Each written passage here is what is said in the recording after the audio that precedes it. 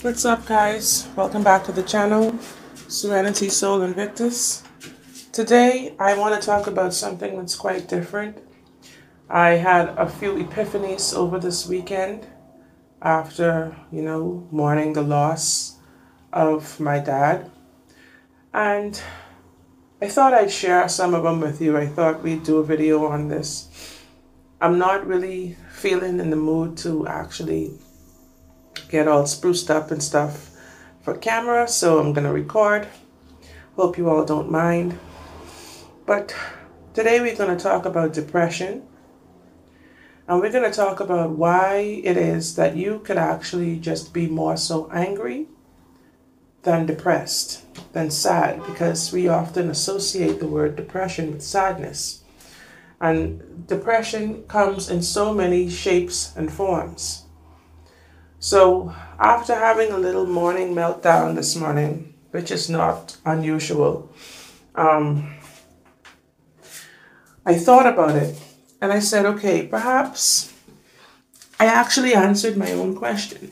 Why do I feel this way? And in the height of rage, I said it to myself, I'm angry because.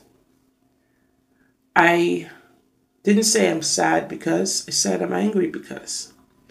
And it's what let me know that a lot of people's depression could actually be stemming from anger instead. Some of us can be angry because we didn't learn from childhood how to control or express our feelings properly.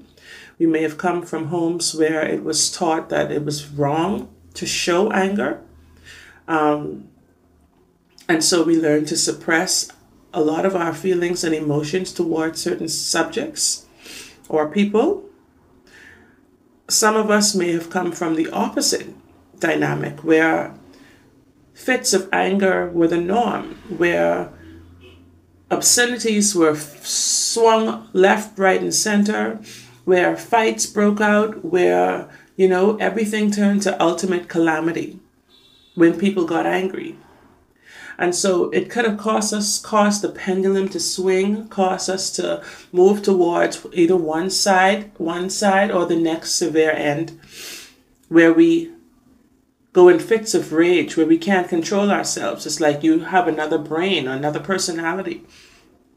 And so I want to discuss this today because it's very important, because everyone can go out. A lot of people go out with a big smile on their face.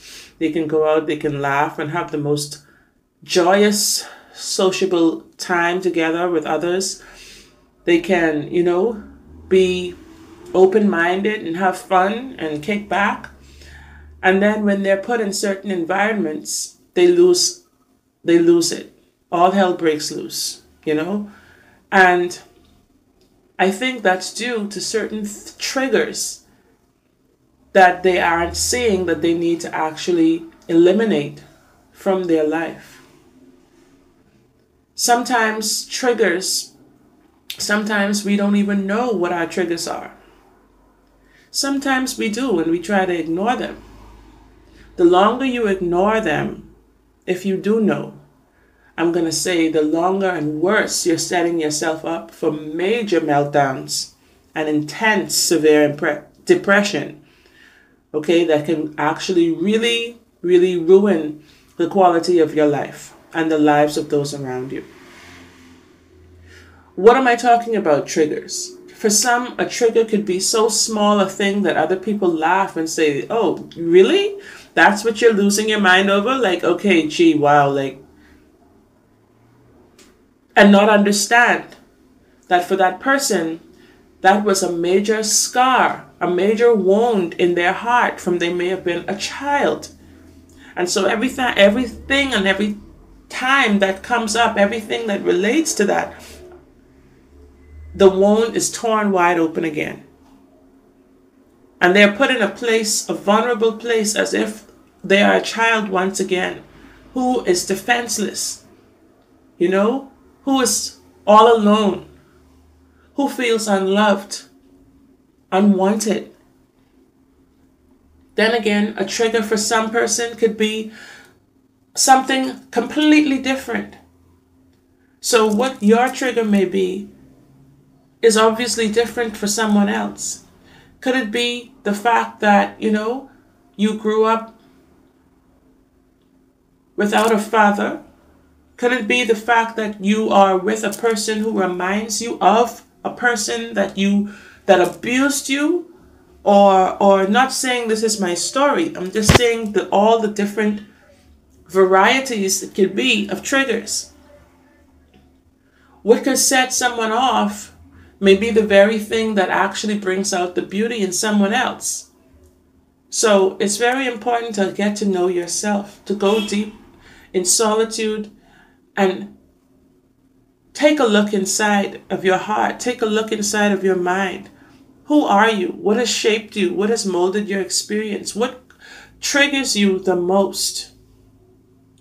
For me, I know definitely my triggers are feeling like I'm being taken advantage of or used.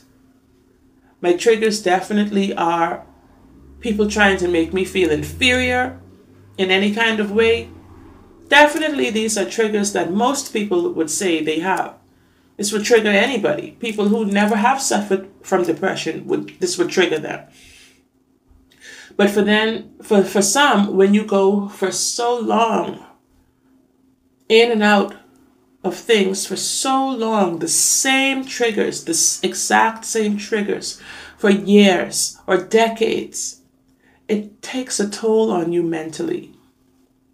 And I feel like the only way to come out on the brighter side of things, on the other end of the rainbow, is to eliminate at all costs these triggers.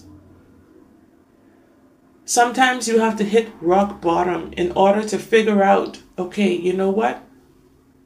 The only thing left down beneath you is death itself. And so if you want to live, you must do what you need to do to find happiness again, to see the light again. Whether that's ending a relationship that is burdensome to your heart, that is causing you the most excruciating pain of your life, whether it's going back to school to try and get yourself on your feet, to feel like you are actually important and that you have a purpose in this world, whether it's losing weight so that you can feel healthy and alive again, whatever it may be, you must do it because your life depends on it. The lives of your children, those who are not able to defend for themselves, their lives depend on it. And a lot of times depression is not the fact that you're not happy and you're not grateful for being alive. It is not that. Usually it's one or two or maybe even three simple things that can be fixed that will make you see the light of day again.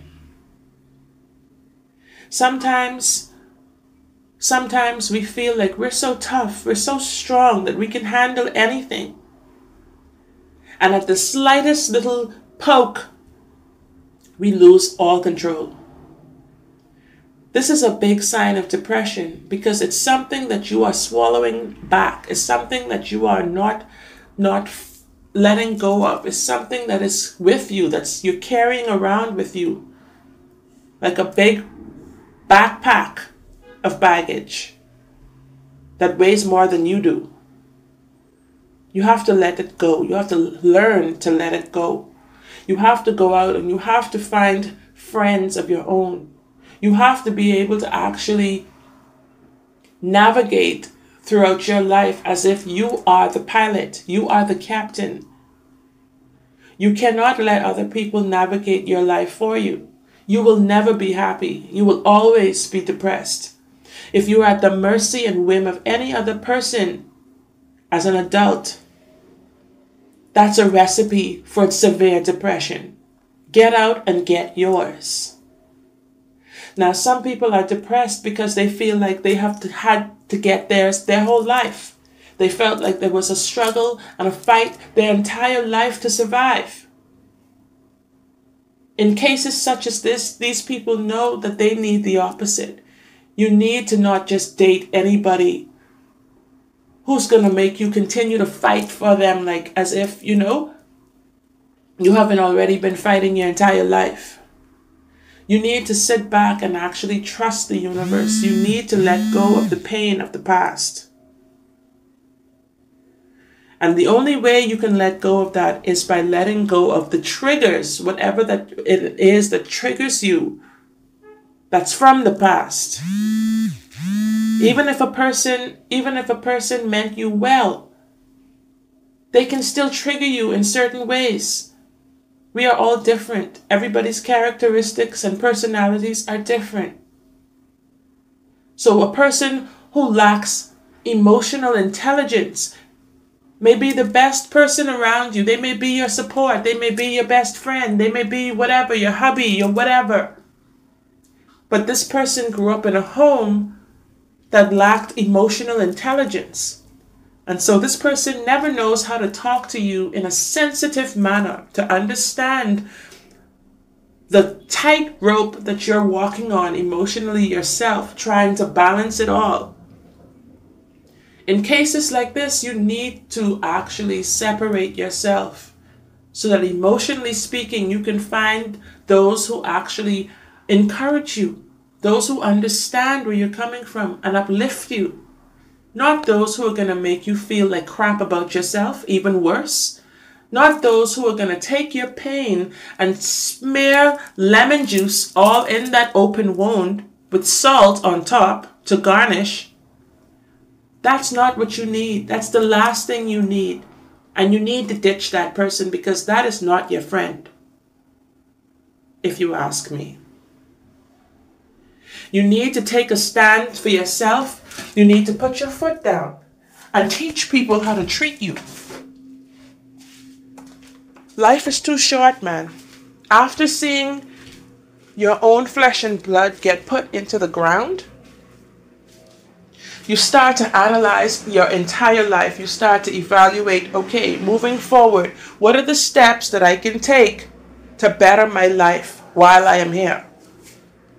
You must push forth, have faith, and do it. You know the answer to your own question. You know the answer. There's a meme that I see all the time that says, before you diagnose yourself with depression, make sure that you're not surrounded by assholes. That is the truest thing that I have ever read. Most people who are depressed, they would find that either they're in total complete introversion and hermitage, not even getting enough sunlight, not even seeing people out there living. They're just shut in the dark room crying and thoughts of suicide. But others are surrounded by a bunch of assholes who have no empathy for them. Okay? Who have no compassion. A lot of people who are suckers, who just want to take, and never give back. Make sure you're not surrounded by those types of people before you self-diagnose. Before you go and start taking amitriptyline and Xanax. Okay? And Topamax. Before you do those things, make sure your space is a healthy one, not filled with toxicity and ravenous wolves. Okay? This is very important. And so a lot of what I'm seeing now, a lot of people are talking about depression. The world is turning into such a cold place in this digital age. Everybody, is so connected to their phones, but they're not connected to one another. We have to change this for ourselves. Nobody's going to do it for us.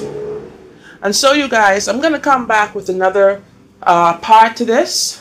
But I want you to contemplate what I just finished saying. I want you to leave your feedback and let me know, what are your thoughts on this subject? Anything as it relates to this subject. How do you think that one can come up out of depression? Okay, is it a black hole that sucks you down into it? Or is it something that definitely we all go through, but we just have to support one another and find ways to lift each other up from that place, that dark place. Until I come back with another great topic or a part 2 to this one, I'm going to say peace and love. Blessed be and namaste. Don't forget to like and subscribe to the channel, and most definitely leave your feedback below. Okay? Peace out, y'all. Bye.